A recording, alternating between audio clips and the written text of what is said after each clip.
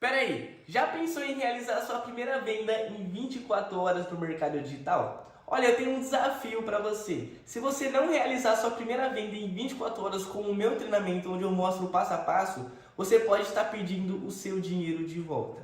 E por apenas de R$19,90 você pode ter esse método passo a passo e aplicar já para você conseguir realizar sua primeira venda em 24 horas. Então toca no botão e vem para a turma porque tem lives todos os dias também. Eu já ouvi algumas teorias da conspiração ou não de que todo esse negócio de Lava Jato, de derrubar a Dilma, era jogada dos americanos. Isso faz sentido em algum ponto? Primeiro que eu não gosto do termo teoria da conspiração, né? Porque a conspiração é parte da política. Uhum. Então não existe teoria da conspiração. A conspiração é parte da política. Mas vamos aqui concatenar alguns fatos. Né? Não sei se você conhece os Estados Unidos, né? Não conhecer fisicamente, né? Mas conhecer os Estados Unidos como eles operam no mundo, né? Um país gigantesco aqui na América do Sul, com o Brasil. Já na década de 70, o Henry Kissinger diz o seguinte, vendo o processo de desenvolvimento brasileiro, ele dizia que o Brasil foi o país que mais cresceu no mundo em 50 anos, junto com a União Soviética e o Japão. O Brasil se industrializou rapidamente. O Brasil fez um caminho em 50 anos que a Europa demorou 600 anos para fazer. Ou seja, o Brasil sai da Idade Média em 30 e entra na Idade Contemporânea em 80. Né? Em 50 anos fizemos um caminho absurdo. E o Henry Kissinger falou o seguinte, ó, nós não vamos tolerar um Japão na América do Sul. Ele falava claramente isso. Ou seja, aquele processo de desenvolvimento tem que ser brecado. Ele falava isso. Mas isso é só para introduzir a conversa. O Brasil, a partir do governo Lula, ele passa a fazer parte de um arranjo. Aliás, acertamos por equívoco, né? Ou seja, nós montamos uma política externa, continuamos uma política externa independente, aprofundamos algo que Geisel inaugura no governo dele, que é uma política externa independente, altiva e ativa, ou seja, o governo Geisel, um dos governos militares.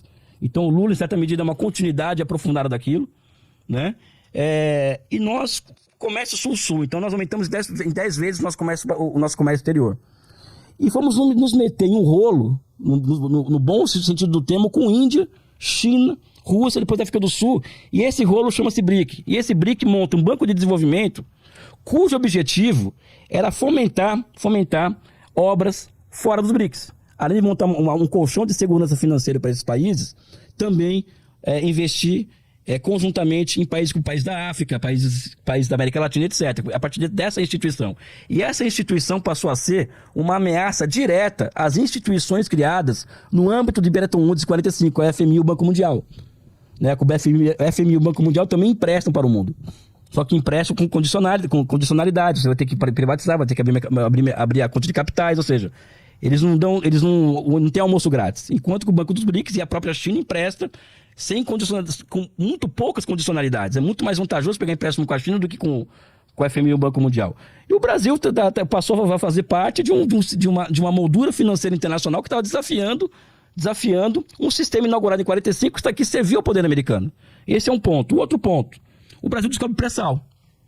Ele descobre o pré-sal e ao descobrir o pré-sal coloca a Petrobras como operadora única desse pré-sal.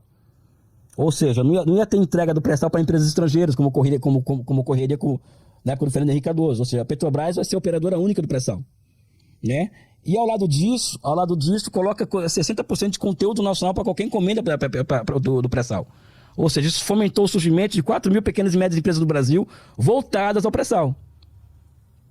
Então, quando vem um golpe, por exemplo, essas empresas são desmontadas, as refinarias elas que estavam sendo construídas são paradas, e o Brasil torna-se um importador de gasolina, que nós, inclusive, os dados mostram isso, né, na minha opinião, os americanos tinham capacidade ociosa na exportação de gasolina, eles exportavam menos do que a capacidade deles permitia, o Brasil passou a ser o receptor disso daí. Né? Esse é um lado da história, ou seja, a questão americana, que aliás, a Vaza Jato já está provando isso, né? Ou seja, os diálogos do Deltan Dallagnol com as autoridades americanas por debaixo do pano demonstram ingerência externa no processo aqui da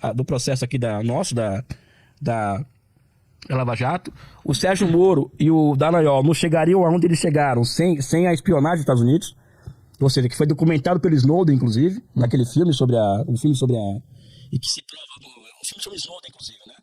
E que a Petrobras era uma das empresas alvo de espionagem dos Estados Unidos e é do FBI que o Dallagnol e o Sérgio Moro recebem a maior parte das provas de que a Petrobras é envolvida em corrupção no Peru, na Venezuela, em alguns países da América Latina.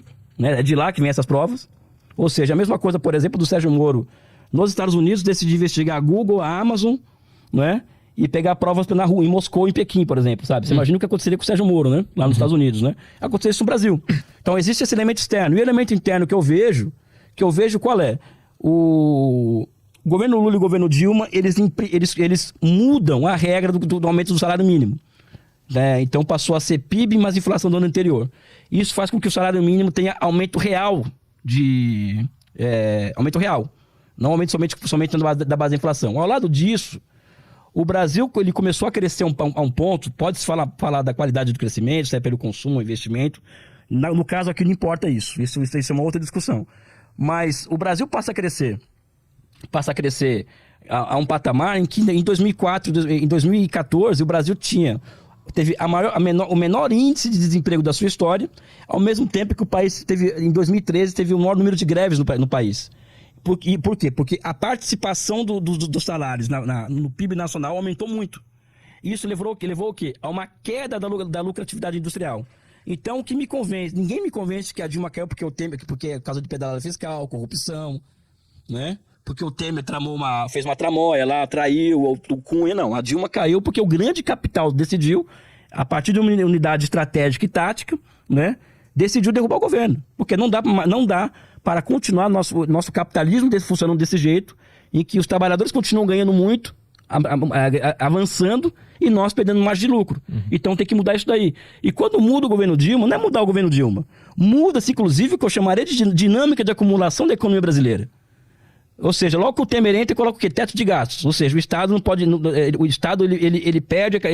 Ele passa a ser criminalizado a sua ação na economia. Por quê? Porque quando o Estado ele interfere na economia, o que acontece? Ele gera emprego. Quando gera emprego, o desemprego baixo gera pressão sobre os empresários, que estão obrigados a... Eles perdem poder de barganha com os trabalhadores. Então, o Estado não pode intervir na economia por causa disso.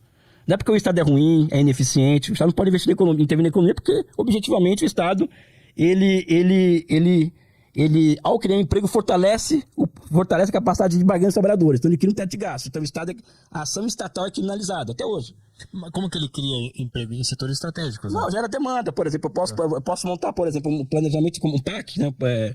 Então, vamos aqui montar, nós três aqui, eu, Petro e o Caio, né?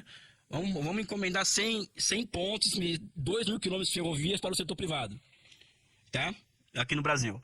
O setor privado está com capacidade ociosa, então isso vai acontecer o quê? Vai induzir a utilização de capacidade, ou induzir a utilização de capacidade, vai se gerar emprego. E ao se gerar emprego, o que vai acontecer?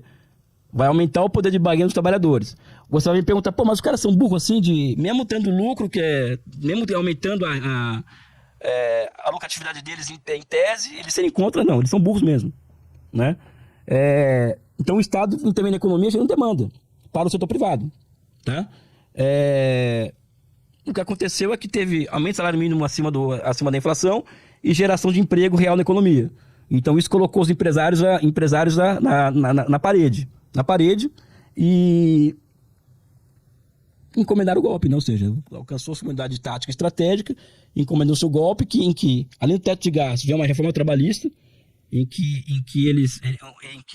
as pessoas passam a trabalhar, a negociar diretamente com o patrão. Então ela pode negociar R$500 por mês, porque tem 13% de desemprego atrás dela, então pode negociar abaixo do salário mínimo. Né? Mas é aquele papo que a Dilma tinha deixado o país numa puta crise, e foi por isso que caiu e começou a ter revolta. Eu tô dizendo que o Brasil estava bem antes dela cair. Não, o Brasil estava... Primeiro que eu levo em consideração que a Dilma governou até 2014. 2015 ela já não governa mais. A partir de 2015 ela não governa mais. Quem falar para mim que quem governou o Brasil a partir de 2015 foi a Dilma, tá errado. Por quê? Porque todas as pautas que a Dilma mandava para o Congresso, elas eram atropeladas pelo Eduardo Cunha. O Eduardo Cunha não deixava passar nada, porque ele controlava o Congresso. E criava as chamadas pautas-bomba. Então, se alguém me disser aqui que a Dilma criou a crise de 2015, né, vai ter que me provar politicamente isso. Porque isso não é fato. Ela não governou o Brasil desde 2015 adiante. Ela passou a ser boicotada sistematicamente de governar o Brasil. Isso aqui, a miúde, eu tenho várias críticas, por exemplo, a decisões que o governo tomou. Eu tenho várias críticas aqui, não estou aqui para... Sabe? Mas falar que a crise que 2015 que criou foi ela, não foi ela que criou. Ou seja, ela, por exemplo, ela teve que nomear... Ela ganha as eleições em uma correlação de forças muito adversa. Então ela teve que entregar o Ministério da Fazenda para o Joaquim Levy. Joaquim Levy é um ortodoxo. Então, Joaquim Levy, ele reduz o gasto público de uma vez só em 40%. Já acontece essa história no Flow. Ele reduz em 40% o gasto público. Isso gera uma queda absurda na demanda. Absurdo, o que gera desemprego artificial. Né? Uma queda, reduz o gasto público, você reduz demanda para as empresas privadas. Né? Ao mesmo tempo que se começa e se acelera a tendência de aumento da taxa de juros que começa em 2013. Ou seja, você aumenta a taxa de juros e reduz o gasto público. Você tem aqui um ingrediente para o início de uma barbárie. O que é barbárie? Desemprego em massa.